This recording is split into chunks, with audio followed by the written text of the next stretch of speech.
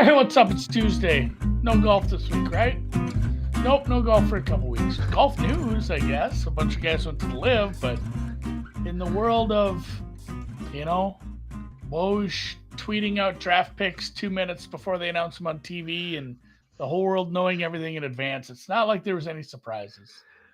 Like, everything's spoiled now. You can't even watch the damn House of the Dragons if you have Twitter.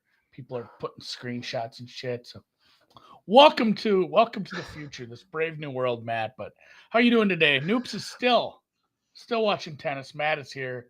Shaved Matt. Still I had to just weird shave. to look at. Yeah. It looks more shaved than it is. I kind of have a beard trimmer. I leave some, but with the camera and the lighting makes it look like I went completely straight razor, which I did not.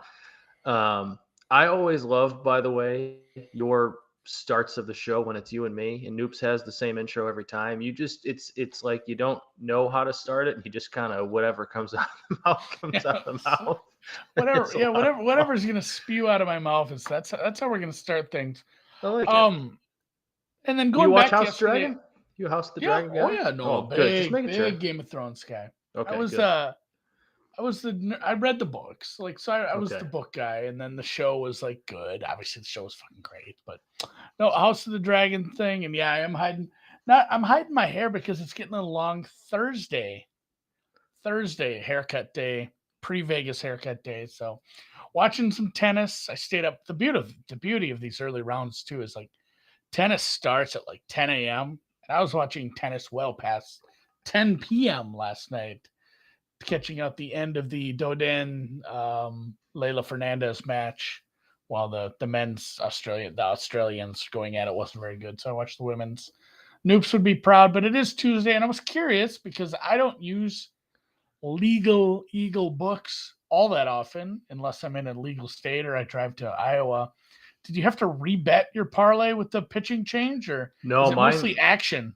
mine stayed. Okay. But it's cool. It still hit. I was a No, little then bit that's what I worried. was wondering. I'm like, I've seen that more and more. Like 5 years ago, you would have had to check boxes and Yeah. confirm and triple confirm to bet action rather than listed pitchers.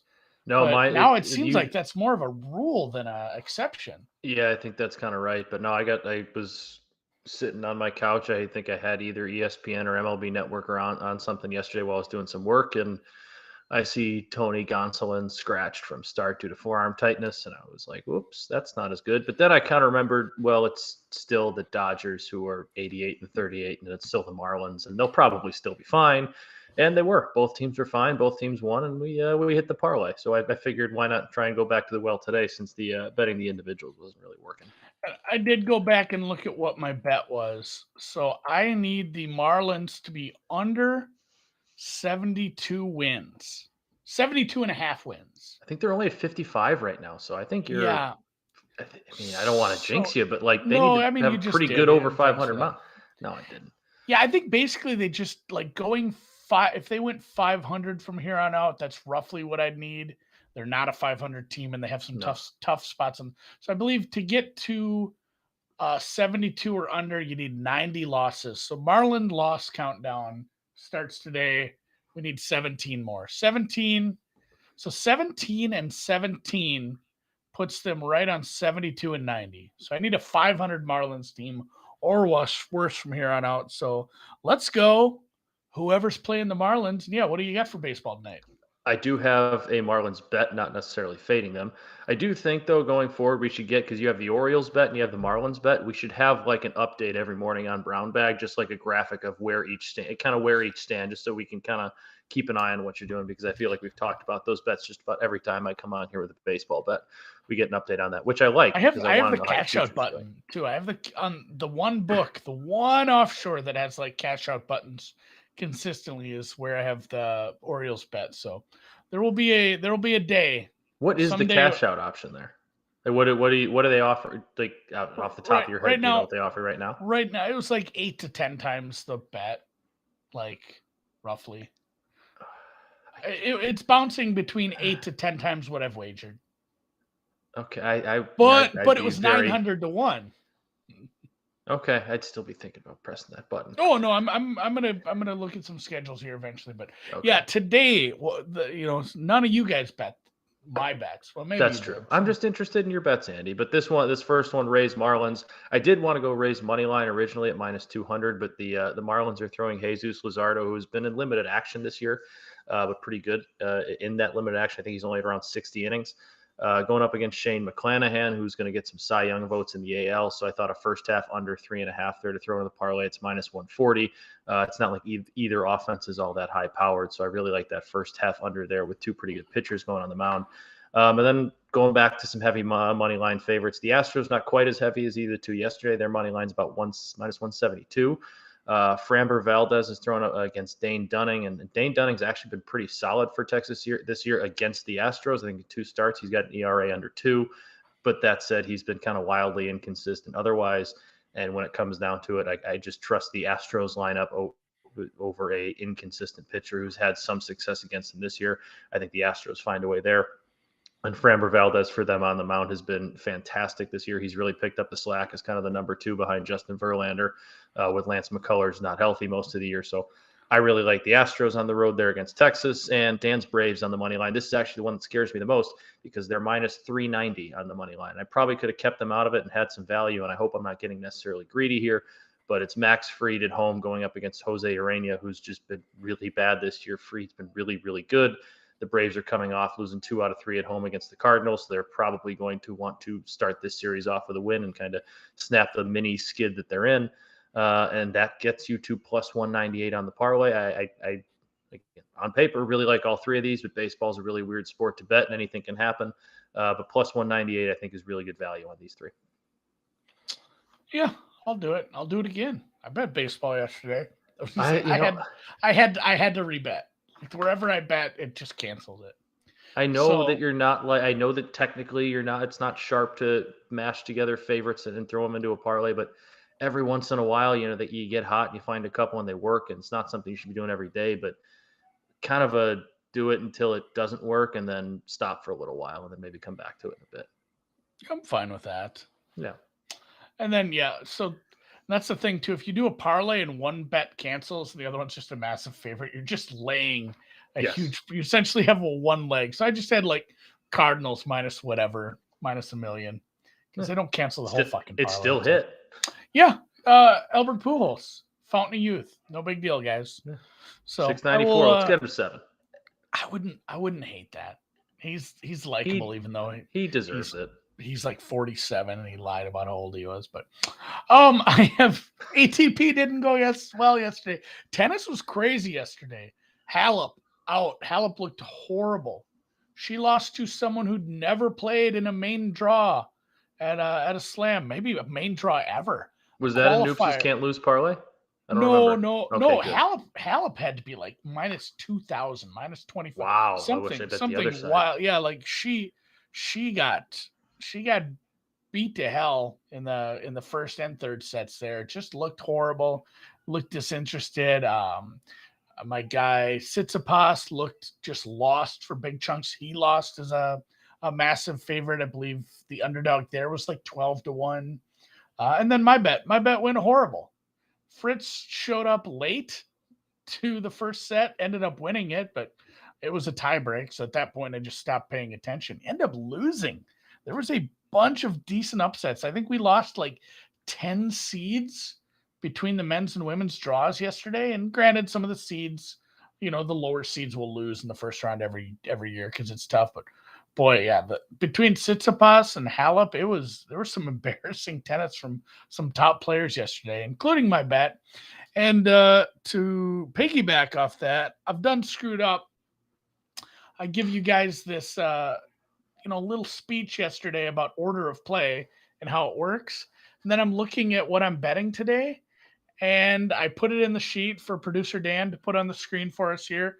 And I picked the first damn match on this court today. So they've played 6 games already. This match has started. I told Dan right before the show, he's like, whatever, just leave it up. Tell people and take your medicine, take your shame. How we doing?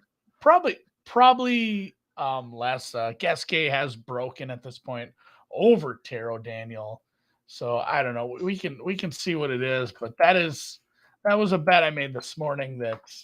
I mean, yeah, if you want a live bet, if you're listening to this as a podcast like this afternoon, it really isn't going to help you. And maybe you can get a slightly better number because there has been a break of serve already in the first set. But I'm just kind of talking as I'm stalling for time as I'm pulling up one of the hopefully sharper books. You know what? The total's at 39 right now. Okay. Like that. So maybe not horrible. Maybe I'm not in a horrible spot. I do think Taro Daniel has a chance to win this. So it's not Daniel Taro, which I thought for a long time. It is Taro Daniel. Taro, like the horrible, horrible root vegetable you will eat sometimes if you're in Hawaii. But I expect this one to be a competitive match. Yeah, if you want to live bet, have fun with that. I do have one I bet later. I didn't even tell Dan about this, but Jason Kubler will play probably this afternoon. He's a slight underdog. Let me just pull it up on Bookmaker right now. You can probably get plus 125 on him over Mikael Ymer. Ymer. Yeah, I never know how to say this. There's two of these guys. They're brothers from Sweden, both kind of up and comers, youngish, mid 20s. This one in particular has been a little rough ever since a nice run in Washington that ended with a semifinal loss to Kyrgios, who's peaking, I guess, at this point. And then it's been kind of rough. Beaten some players he should beat, lost to some he shouldn't have, lost to a qualifier at Winston-Salem, straight sets, which was bad for him. If anyone knows anything about tennis points, so your points are determined by how far you go in the tournament. And then the next year when you play that tournament, if you don't go at least that far, you lose those points. Like you have to defend those points. So he was defending pretty decent points in Winston-Salem, losing in the second round there, took a big tumble. And I expect that one to be a little more competitive based on his form. Some of the amount of breaks he's faced. His first serve percentage was really rough against Husler. That was actually just like a non-competitive match. The Swissman, is that a thing? The Swissman. Swissman and Swissman. Emer. I'm being told by Patrick McCann it's Emer. This is how often I watch tennis on mute. I was telling somebody that last night. I had the sound on, and I watch so much tennis in the office on mute. I rarely have the sound on. I was saying that to my tennis chat. I'm like, I forgot how much I hate Pam Shriver. Like, it's just unbearable to listen to some of these announcers. People bitch about football, but yeah, Jason Kubler, nice little dog spot later. The Australian, really decent to above decent hardcourt player. He made a decent run to the round of 16 at Winston-Salem. He's been good on like American hard courts, I guess, if you want to call it that. But I think he's in decent enough form to take him out as a dog. I think that should be a pick 'em at this point. So Kubler. And then apparently we have midweek football. Thursday we got some midweek football. Do you remember the former Minnesota Twin? I know you're not necessarily a big Twins fan, but that's probably the team you follow. I am Jason Kubel. Yeah, I have. Yeah, I don't know. You said Jason Kubler, and I just could not stop thinking of Jason Kubel. I don't know why, that just popped in my head. I hated that guy. He always killed the White Sox, so a lot of Twins seem to. This story's not going anywhere other than I just could not stop thinking of the name Jason Kubel when you brought him up. I was going to say, I for sure have a Jason Kubel. So I've told this story. Like when I went to Detroit to the baseball game, we got really good seats at Comerica. Yeah. And there was these autograph hounds hanging out down, and they weren't hanging out to get Tigers autographs because they're from Detroit. They had those all. They hanging out by the dugout for the Twins. They wanted to get Twins autographs to fill out their autograph portfolio. And I chatted it up with these guys, and they were like hardcore autograph hounds. And one of them sold me a baseball for like $5. I said, well, I'll get some autographs then. So I had Morneau, Jim Thome, and Jason Kubel sign a baseball. So that's Justin like my Morneau one. And Jim Thome, White Sox legends. Yeah, I don't like autographs. I don't get autographs at all, but I do have an autographed baseball from that one day. So, but regardless, back to college football. When is this game? Thursday night. There's a pair of pretty good games Thursday night. There's this one, Purdue and Penn State, and then we also have the backyard brawl, Pittsburgh and West Virginia. That should be a pretty fun one. But I'm sticking to Purdue and Penn State for a bet today. I talked about this on Brown Bag a little bit with my Purdue over 7.5 wins. This is a big game for them, and I like them in this matchup against Penn State tonight. I think this is fairly, if they get this one, I think it's really, really good. This is one of those toss-ups that would be really good for my over 7.5 bet with Purdue. I really like everything about Purdue. They're bringing back a lot of talent. Aiden O'Connell is back quarterback this year, and he was one of the best quarterbacks in the Big Ten, at least from a statistics standpoint. He should be getting better this year. They did lose David Bell, their star wide receiver from last year, but they do bring back some pass catchers this year. They do need to improve the run game a little bit, but all in all, it's a very high-powered offense. It's going to throw the ball around a lot. They're going to score a lot of points. I think O'Connell threw for over 4,100 yards last year, and the offense averaged just about 30 points a game. I expect that to kind of be in that same arena, if not a little bit more. They do have to replace the pass rusher George Karlaftis with the NFL, but they have some guys behind there, and I think that defense still brings back a lot of talent from what was pretty solid, not great, but solid defense last year. And I don't really buy into Penn State. I know James Franklin has recruited really, really well. Just the last few years, they haven't been able to turn that recruiting into talent, into on-field production. Sean Clifford is back starting at Penn State for seemingly the 15th season in a row. I don't buy into him as being all that good, and I don't think him and that Penn State offense are going to be able to score with Purdue in this one. If Purdue gets to 28, 30 points, I'm not sure Penn State's going to be able to get there as well. Penn State doesn't rush the passer very well. They didn't rush it last year well, and they lost their top pass rusher from last year. So that's not really a good recipe for slowing down a high-powered passing offense. If you can't get to the passer, O'Connell should have a lot of time to throw. And Purdue's a sneaky night game, tough place to go and play. Ross Aid gets pretty loud, pretty into it in those night games. I just don't buy into Penn State this year. If last year they were 0-5 when allowing more than 20 points in a game, and I see Purdue scoring more than 20 points in this one. So I got them plus 3.5. I really like that. I think if Penn State wins this, it's probably coming down to a final drive. And I like Purdue on the money line at home. It's plus 150 for a little sprinkle there. Boiler up on the Boilers. Boiler up. Also, just sidebar to shit on your Notre Dame Irish. Why? Still because remember they didn't let them bring that giant drum in. Yeah, that's fine. Notre Dame won the game. That's fair. There's an away tunnel and a home tunnel. If you can't fit it through your tunnel, that's your problem. Do you know what I said to you to Reed? CEO of BetSperts is also a Notre Dame fan. He thought that was so funny. I said, "Wouldn't maybe Notre Dame?" I said, "God, who was it? Who's the coach that's in LSU now?" Brian Kelly. I said, "Maybe Brian Kelly will let them have the drum outside the stadium. They can put it up on a real big scissors lift or something." Come on. Reed did not think that was funny at all. It's harsh. It's a little harsh. It's because he killed a kid. We're past Brian Kelly. We're past Kelly. Brian Kelly's old news. He's doing the gritty down in the bayou now. So he's gonna have a whole lot of fun winning 8 games at LSU, and that not being nearly good enough because he's not going to win a national championship. But that's neither here nor there. We're on to Marcus Freeman. We're Marcus Freeman guys now. Already a better recruiter than Brian Kelly. Big Marcus Freeman guys. So, Noops is U.S. Open. I'll let you handle these again. Okay. Some of these are today, and they were ones you read yesterday. Okay, some of these look familiar. A couple of them did start already. So that Buzkova-Noskova, that match has begun. The Battle of the Kovas. Yeah, Buzkova did take the first set, so we're looking for Noskova to fight back here. Back. Let's get to it then. We got, as you said, Buzkova-Noskova. They're over 20 games.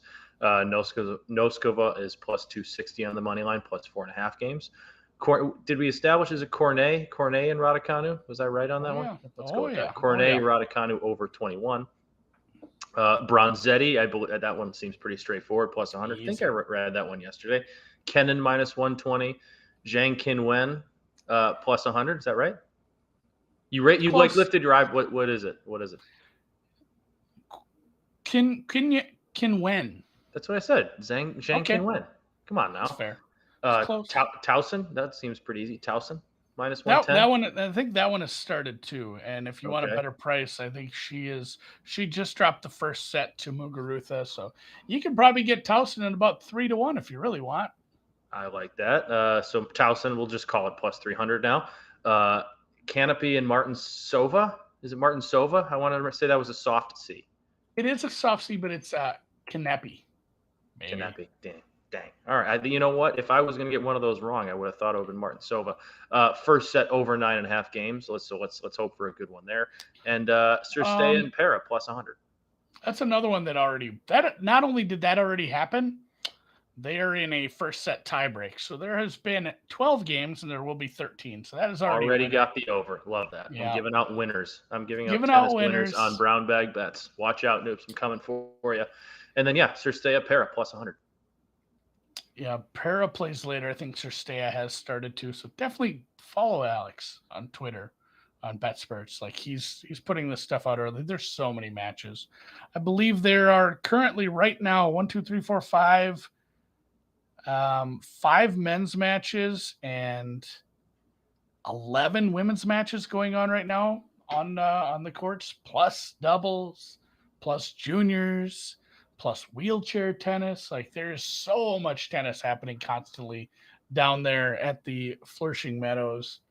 And we will shout out just down the road again, for real this time. Profit Exchange is live. You can bet on the exchange. I'm going to talk to Alex about maybe popping down to Jersey and giving an actual real live experience kind of testimonial of trying it out tomorrow. I know he loves signing up for new books, so I'm not going to have to like twist his arm to get him down there. So I don't think it would take too much.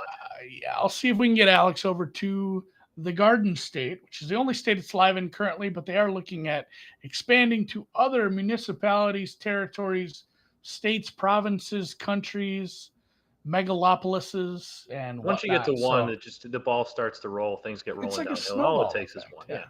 So you can exchange your money at the exchange and somebody else matches with you. If you have questions on exchanges, hit us up on the Twitter. Otherwise, for me and Matt, producer Dan, everyone here at BetSperts, we'll see you on Wednesday for Hump Day.